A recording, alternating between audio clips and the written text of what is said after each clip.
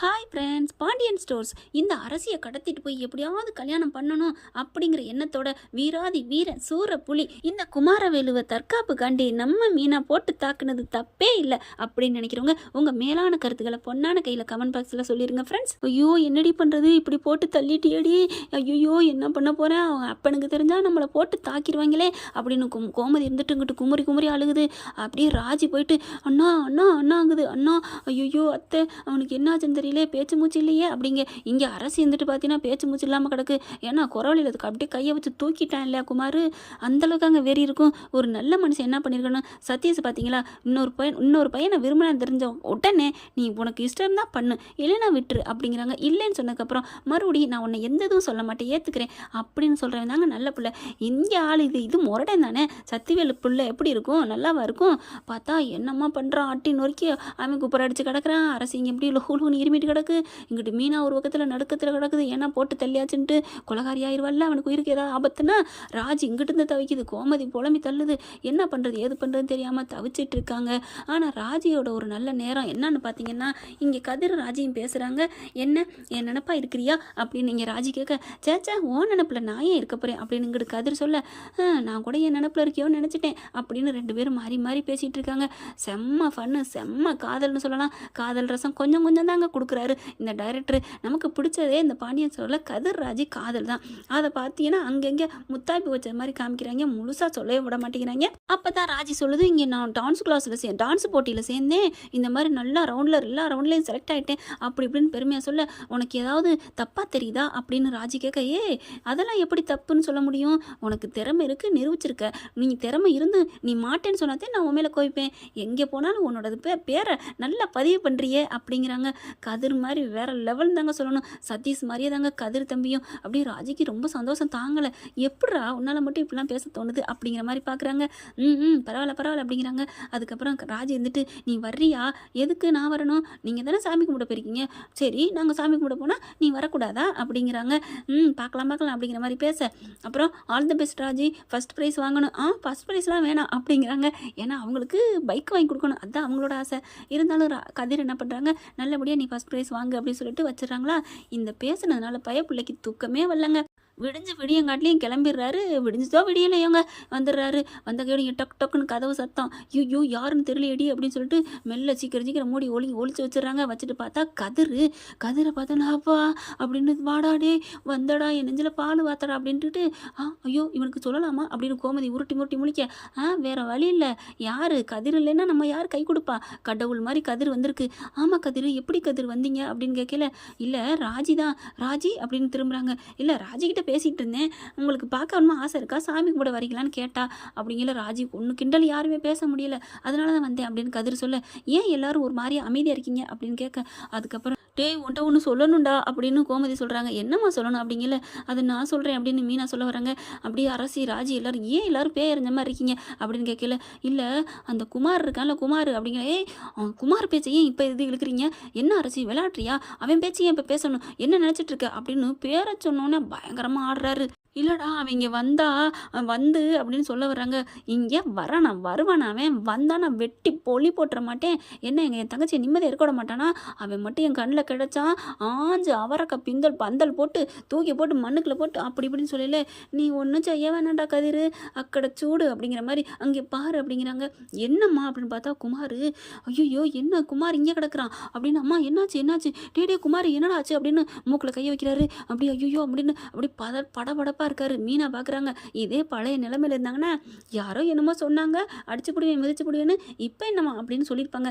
ஆனால் இப்போதைக்கு அவங்க வாயை திறக்க முடியாமல் இருக்காங்க. புள்ள கொலை நடுக்கத்தில் பார்த்தா, என்னம்மா என்ன ஆச்சு, ஐயோ எனக்கு இப்படி உயிர் போயிடுச்சா, என்ன நடந்துச்சு அப்படின்னு ஒரே நடுக்கத்தில் கேட்க, நடந்த எல்லாத்தையும் ஒரு வரியில் சொல்லி முடிக்கிறாங்க.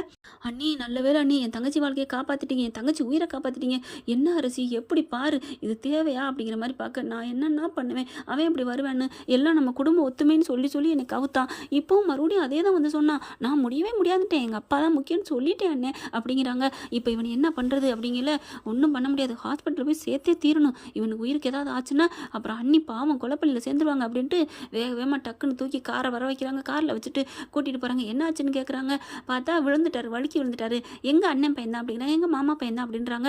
அதுக்கப்புறம் அவங்க பேரண்ட்ஸுக்கு சொல்லி ஆகணும் அப்படின்ட்டு ஃபோன் பண்ணுறாரு கதிர். சக்திவேல் ஃபோனை பார்க்குறான். பார்த்துட்டு இவன் எதுக்கு நமக்கு ஃபோன் பண்ணுறான். அப்போ கதிர்வேல்னு ஃபோனெல்லாம் பாருங்கள் சேவ் பண்ணி வச்சிருப்பாரு போல இருக்குது. அப்புறம் என்னடா என்ன எதுக்கு எனக்கு கால் பண்ணுற அப்படின்னு கேட்கல.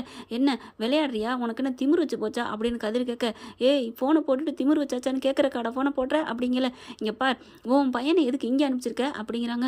ஏன் பையனா என்ன அப்படி இப்படின்னு அழுப்பு பார்க்குறாங்க. பார் எல்லாம் தெரியும், இங்கே வந்து வேகமாக வந்து ரொம்ப பில்டப் பண்ணிட்டு வண்டியில் போனார், கீழே விழுந்துட்டார் தெரியுமா அப்படிங்கல. டே என் மையன் விழுந்துட்டானா, என்னடா பண்ணீங்க என் மையனை, நீங்கள் தானே ஏதோ பண்ணியிருக்கணும் அப்படி இப்படிங்க. இங்கே பார், எங்களுக்கெல்லாம் தேவையில்லை, தேவையா உன் மையனை வந்து கீழே விழு தட்டுறதுக்கு. நாங்கள் வாட்டுக்கு சாமி கும்பிட்டுட்டு டான்ஸ் கிளாஸு அப்படி இப்படின்னு நல்லா ஜாலியாக என்ஜாய் பண்ணிட்டு இருக்கோம். இவர் எங்களை பார்த்து ஃபுல்லாக சல்லுன்னு வராராம். ஃபுல்லாக வேகமாக வந்து மோதிட்டார் மரத்தில், டொமான்னு கீழே விழுந்துட்டு இந்த மண்டை உடஞ்சி கிடக்குது, ஹாஸ்பிட்டலில் சேர்த்துருக்கோம், மரியாதையா வா அப்படின்னு சொல்லிட்டு வைக்க, என்ன உண்மையிலே வண்டியில் தான் போய் விழுந்திருப்பானோ ஐயோ அப்படின்னு சொல்லிட்டு வேகமாக அலறி அடிச்சுட்டு கிளம்புறாங்க. ஐயோ குமார் மயங்கி விழுந்துட்டான்னு இங்கே வீட்டில் அண்ணன்ட்ட சொன்னால் நம்மளை போட்டு துருவி கேட்பாரு.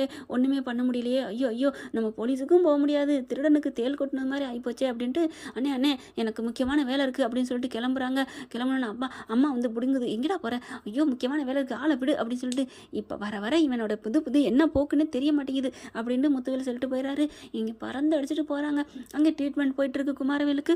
வேகமாக ஆஸ்பத்திரி எங்கே இருக்குன்னு சொல்லிட்டு அங்கே போகிறாங்க. போனதுக்கப்புறம் என் பிள்ளை என்னடா பண்ணீங்க அப்படிங்கிற. இங்கே பார், மறுபடியும் என்ன பண்ணலாம் பேசாத, நாங்கள் உன் மேலே இருக்க கோவத்துக்கு விட்டுட்டு போயிருக்கணும், பாவமாச்சே நம்ம அண்ணன் பிள்ளையாச்சே, நான் பண்ணினேன் பாரு அப்படின்னு கோமதி சொல்ல, எங்களை நிம்மதியாகவே இருக்க விட மாட்டீங்களா, நாங்கள் தான் கோயிலுக்கு சாமி கும்பிட வந்தோம், அப்புறம் எதுக்கடா பின்னாடியே வந்தான், கரெக்டாக மோதி விழுந்து கிடக்குறான், நம்ம அண்ணன் பிள்ளைங்கிற ஒரே எண்ணத்துக்காக இங்கே சேர்த்தேன், இல்லைன்னு வைவேன் இந்நேரம் நாங்கள் எப்போ விட்டுட்டு போயிருக்கணும், எங்களுக்கு போக தெரியாது, நாங்கள் இந்த மாதிரி ஏதாவது பண்ணியிருந்தா நாங்கள் ஏன்டா இங்கே வந்து நிற்கணும் அப்படின்னு சொன்னோன்னே பார்க்குறாரு சக்திவேல். ஆமாம்ல ஏதாவது ஆயிருக்கலாம்ல அப்படின்ட்டு. ஐயோ டாக்டர் என்னாச்சு, என் பிள்ளைக்கு என்னாச்சு, ஒன்றும் இல்லைங்க, மண்டையில் தான் அடிபட்டிருக்கு, காயம்பட்டிருக்கு, நாங்கள் தையல் போட்டுக்கிட்டு இருக்கோம், நீங்கள் கவலைப்படாதீங்க எல்லாம் சரியாயிரும், தையல் போட்டாச்சு அப்படிங்கிறாங்க. ஐயோ என் பிள்ளைக்கு ஒன்றும் ஆகக்கூடாது அப்படின்னு வெளியில் வராங்க. இவங்க 5 பேரும் அப்படியே ஒரு மாதிரியாக உட்காந்துருக்காங்களா. நீங்கள் உட்காந்துருக்க பார்த்தா ஏதோ தப்பு பண்ண மாதிரி இருக்குது, ஏன் இப்படி பதுங்கி உட்காந்துருக்கீங்க, உண்மையை சொல்லி என் பிள்ளை என்ன பண்ணீங்க அப்படின்னு கேட்கல. இங்கே பார், அவன் உயிர் போராடிக்கிட்டு இருக்கேன்னு தான் நாங்கள் கவலையில் உட்காந்துட்ருக்கேன், ஆயிருந்தாலும் அவன் அண்ணன் பையன், ஒன்றை மாதிரிலாம் நான் நம்ம கோவத்தோட எந்த ஒரு இதுவும் என்ன நடந்தா எனக்கு என்ன அப்படின்னு என்னால் போக முடியாது அப்படி இப்படின்னு சொல்ல, தங்கச்சி பேசுகிறதும் சரியாக இருக்க மாதிரி இருக்குது அப்படின்னு இங்கே சக்திவேலு இங்கிட்டு அங்கிட்டும் குறுக்க நடக்கிறான். அவன் கண்ணு முழிக்கட்டும், கண்ணு முழிச்சதுக்கப்புறம் உங்களுக்கு இருக்குது, அவன் என்ன சொல்ல போகிறான் அதுக்கப்புறம் உங்களுக்கு இருக்குது அப்படிங்கிற மாதிரி பேச, அவன் முழிச்சதுக்கப்புறம் பேசு என்ன பண்ண முடியும், அவன் முழிச்சிட்டானா அதுக்கப்புறம் நாங்கள் ராணி இல்லை, அது வரைக்கும் நான் அடங்கி தாண்டா இருப்பேன் அப்படின்னு மீனா நினச்சிட்டு இருக்காங்க. அதுக்கப்புறம் கண்ணை முழிச்சிடுறாங்க. கண்ணை முழிச்சோடனே அவங்க பையன் கண்ணு முழிச்சிட்டான் அப்படின்னு சொன்ன கையோட அவன் ஓடுறாங்க. இவங்களும் பின்னாடியே ஓடுறாங்க. டே குமாரு டே என்னடா பண்ணாங்க, இவளுக்கு தான் உன்னை என்ன பண்ணாளுங்களா, அடிச்சாளுங்களா, மிதிச்சாளுன்னு 1000 கேள்வி கேட்க இவர் பாட்டுக்கு அப்படியே பார்த்துக்கிட்டே இருக்காரு திருன்னு. என்னடா குமாரு பேசுடா அப்படின்னு சொல்லிட்டீங்கள, அப்படியே கண்ணை மூடிறாரு. ஐயோ என்னாச்சு அப்படிங்கல. ஒன்றும் இல்லை, மறுபடியும் போயிட்டாரு, கண்ணை முடிக்கிட்டாரு, அடுத்து தான் இனிமேல் கண்ணை முடிப்பார், தப்பிச்சுக்கிட்டீங்க அப்படின்னு மறுபடியும் போகிறாங்க. ஒரு அரை மணி நேரத்தில் மறுபடியும் பார்த்தா நாங்கள் கிளம்புறோம் அப்படின்னு சொல்லல, சார் உங்கள் பிள்ளை கண்ணை முடிச்சிட்டான் அப்படிங்கிறாங்க. மறுபடியும் ஓடுறாங்க. ஒன்றை கேட என்னாச்சு அப்படிங்கல. டே குமார் என்னடா சொல்லுடா என்ன நடந்துச்சு அப்படிங்கல.